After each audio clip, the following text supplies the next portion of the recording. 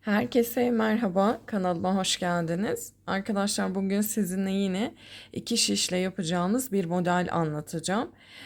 Çok kolay bir model, yine rahatlıkla yapabileceğiniz ve her örgünüzde kullanabileceğiniz bir model olacak. Benim elimde Alize Baby Cotton ipi var şu an, orta kalınlıkta. Şiş numaramı da şöyle göstereyim. 3,5 milimetrelik bir şiş kullandım. Öncelikle kanalıma ücretsiz olarak abone olup bana destek vermenizi rica ediyorum. Videolarımdan haberdar olabilmeniz için zil butonunu aktif edebilirsiniz. Şimdi yapacağımız modeli ben önceden çalıştım. Şu şekilde göstereyim bakın. Gerçekten çok güzel ve çok hoş bir model. Bu orta kalınlıkta ip olduğu için 3,5 milimetrelik bir şiş kullandım arkadaşlar. Daha küçük bir şiş numarası kullanmayın ipin inceliğinden kaynaklı. Çünkü model kendini göstermeyecektir. Lastik yapmanızı tavsiye ederim bu modelde. Çünkü düz örgüyle başladığımızdan kaynaklı kendini topluyor. Eğer tabi bu şekilde bir görüntü istiyorsanız direkt düz örgüyle de başlayabilirsiniz lastik yapmadan. Şimdi modelimiz için 5 ilmek ve katları artı 2 tane de kenar ilmeği ekleyerek ilmek sayımızı ayarlayabiliriz. Şimdi bunun üzerinden ben devam edeceğim. İlk sırada örgümüzün ön yüzünde ne yapmamız gerekiyorsa hepsini anlatacağım arkadaşlar.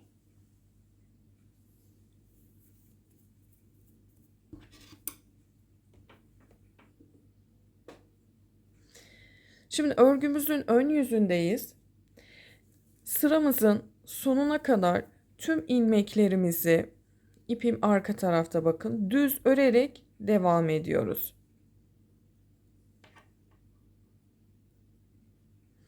Lastik çalışmasından sonra bu şekilde düz örgümüzü örerek devam edeceğiz.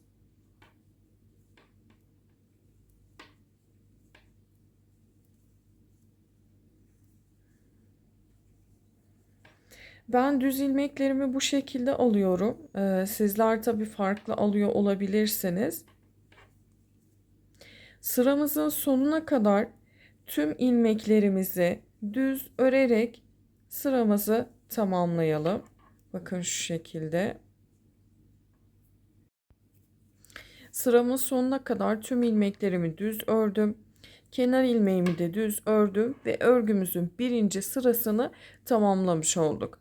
Şimdi örgümüzün arka yüzünde ve ikinci sıradayız.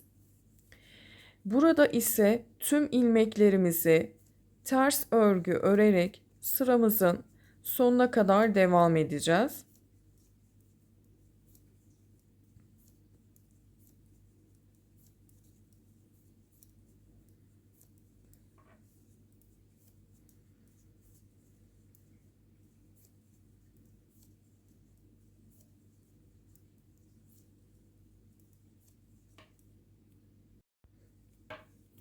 Kenar ilmeğimizi de düz örerek örgümüzün ön yüzüne geçiyoruz.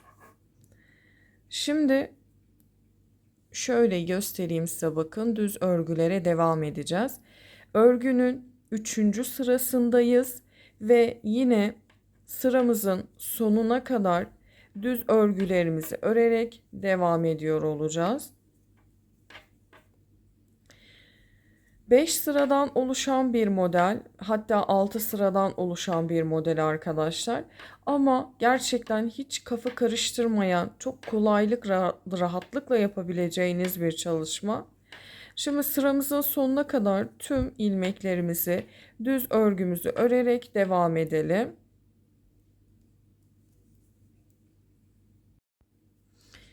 Üçüncü sırayı da tamamladık ve örgünün arka yüzündeyiz. 4. sıradayız. Kenar ilmeğimi örmeden aldım. Şimdi burada yapacağımız işlemler.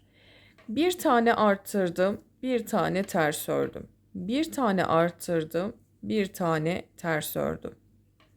Bir tane doladım, bir tane ters ördüm. Sıramızın sonuna kadar Öncesinde artırma ve sonra ilmeği ters örüyoruz. Artırma, ilmeği ters örüyoruz.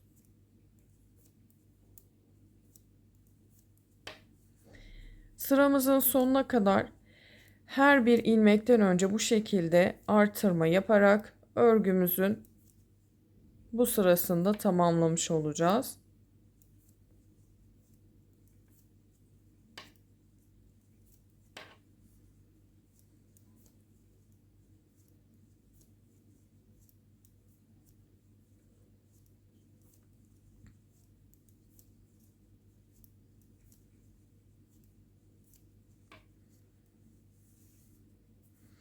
Şöyle göstereyim bakın. Bir artırma, bir tane ters. Bir artırma, bir tane ters. Sıramızın sonuna kadar devam edelim. Arka yüzden tüm ilmeklerimizden önce bir artırma ve bir tane ters örerek devam ettik. Son kenar ilmeğimden önce bakın artırma yapmadım. Şurada bir artırma, bir ters ve kenar ilmeğimi düz örerek sıramı tamamladım. Şimdi örgümüzün ön yüzünde ve 5. sıradayız. Şöyle yine göstereyim bakın. Şimdi kenar ilmeğimi örmeden aldım. Bakın 1, 2, 3, 4 ve 5. 5 ilmeğimi de şu şekilde çıkarttım. Sonra tekrardan geri şişime takıyorum. İpim arka tarafta. Şuradaki çıkartmış olduğumuz 5 adet ilmeği şöyle şişimi geçirdim.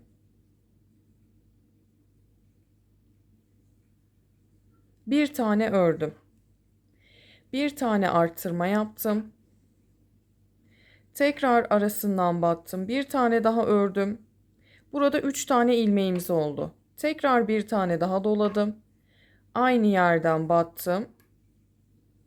Bir tane daha ördüm.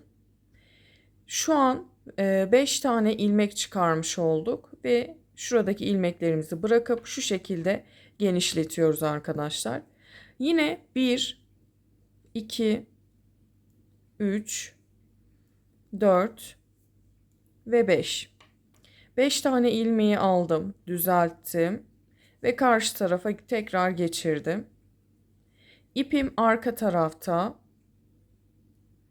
Şuradaki 5 tane ilmeği tek seferde geçirdim ve bir tane ördüm. Bir tane doladım. Bir tane ördüm. Bir tane doladım. Bir tane ördüm. Yani buradaki 5 ilmekten yine aynı şekilde 5 tane ilmek çıkarmış olduk. Tekrar şu şekilde düzeltiyorum bakın. 1, 2, 3, 4, 5. 5 ilmeğimi yine çıkardım. İpim arka tarafta.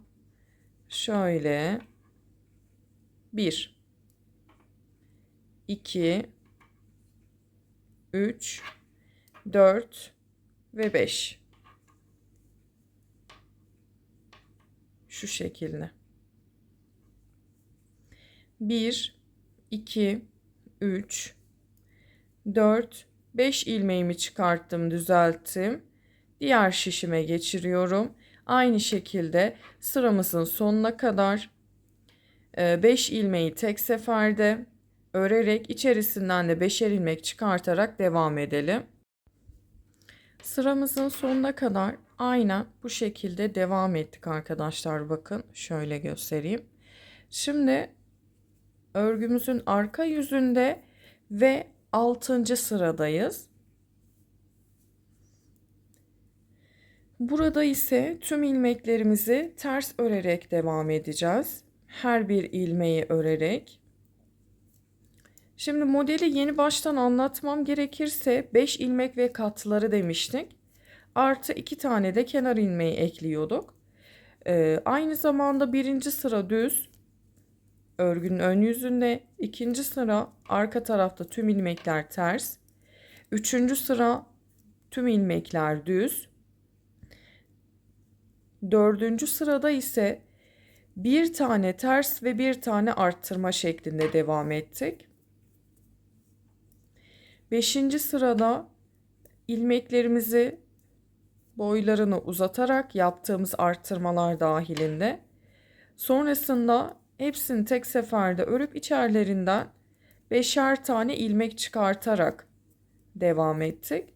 Şimdi örgünün 6. sırasındayız ve arka yüzündeyiz. Tüm ilmeklerimizi ters örerek artık modelimizi tamamlamış oluyoruz. Örgünün ön yüzüne geçtiğimizde ise yine birinci sırada ne yaptı isek aynen devam ediyoruz arkadaşlar. Yani düz örgü öreceğiz ve arkadan ters örerek model kurulumuna tekrardan devam edebiliriz. Şimdi yine şöyle bir göstereyim size modeli.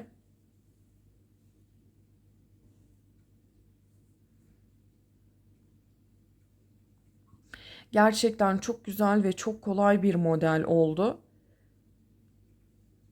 Şimdiden yapacak olanlara kolay gelsin diyorum. Videomu beğendiyseniz beğenmeyi, kanalıma abone olup bana destek vermenizi rica ediyorum. Kanalıma abonelik ücretsizdir. Bir sonraki videolarda görüşmek üzere, hoşça kalın.